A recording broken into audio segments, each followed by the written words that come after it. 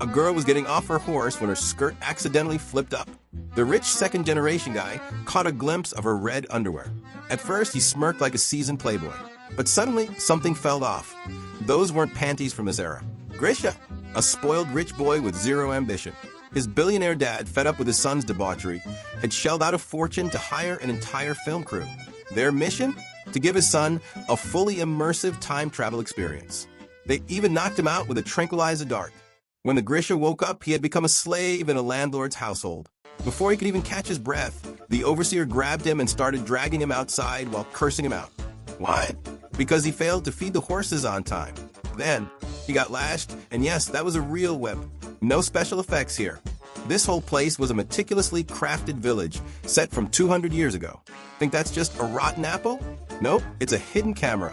Inside tree trunks, haystacks, even goat skulls, everything at spy cams. All the villagers were professional actors. They followed the director's orders to the letter, kissing scenes, bed scenes, you name it. The goal? Make Grisha believe he'd actually time traveled to the 19th century Russian Empire. But although he was spoiled, he wasn't stupid. He thought it was just a reality show. Stop acting, bro. Give me my phone, I'm going home. What's a phone? Oh my God, still acting? Fine, keep acting. I'm out of here. He took off running. But what he saw along the way started to make him doubt things.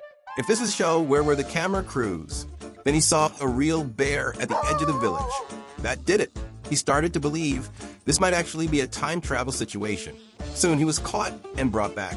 Escaping as a slave was a serious crime, and he was sentenced to execution. To sell the illusion even more, the crew staged a scene during the journey to the execution site. Another slave getting his hand chopped off. Grisha was terrified. Next thing he knew, he was on the scaffold, rope around his neck, about to be hanged. I'm the son of Trump. You touch me, you die. He shouted. Don't care who your daddy is. You're dead today, said the executioner. Seeing that even his dad's name didn't help, he nearly peed himself from fear. But the director won't let him die. Just then, a girl in red galloped in on horseback. She was the daughter of the slave owner, Aglaya, the female lead arranged by the crew. Her character? Gentle, kind, here to save him and eventually become his girlfriend. There was even a bed scene in the script, maybe even a baby, depending on how things progressed. Aglaya declared, "Today is my coming-of-age ceremony. I won't allow anyone to die today." The slave owner, a doting father, granted her wish and pardoned all prisoners. And just like that, Grisha was saved, though he did pee. А еще штаны сухие есть? High above, an eagle flew past. But it wasn't a real eagle, it was a drone. It flew into a windmill, which was actually a high-tech command center. Every villager had a secret earpiece. The director and crew used wireless signals to direct their performances, just in case anything went wrong. They even had a sniper ready to tranquilize Grisha again. Nearby was a break room where actors rehearsed lines and mingled when off-duty. They weren't allowed to say anything remotely modern. Although Grisha was pardoned, he still had to work in the stables as a slave. He slept in a stinky barn at night, replaying the day's events in his head. At this point, he truly believed he had traveled back in time.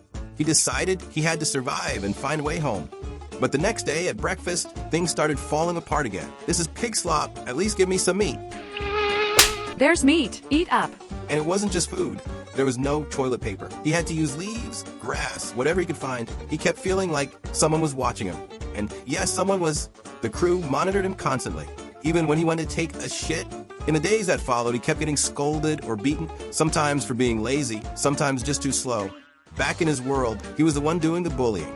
Now, being on the receiving end, it was a new and painful experience. The director felt it was time to bring in the female lead, Aglaya. According to the script, they'd accidentally meet, fall in love, get married, and have a baby. The idea was to make him commit to real love, because back in the modern world, he changed girlfriends like socks. One day, Aglaya was crying by a haystack, catching the rich guy's attention. What's wrong?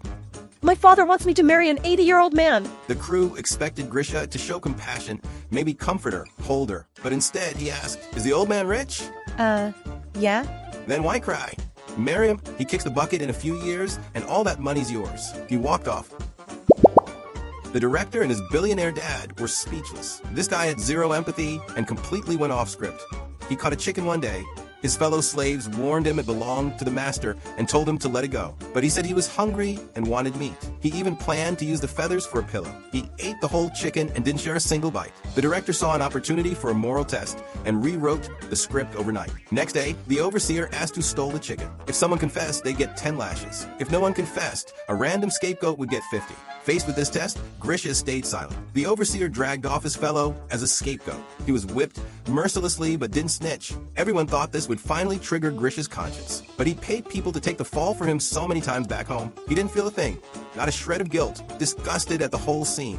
The billionaire dad was furious. "This kid is hopeless," he said, ordering the whole production shut down. But then an accident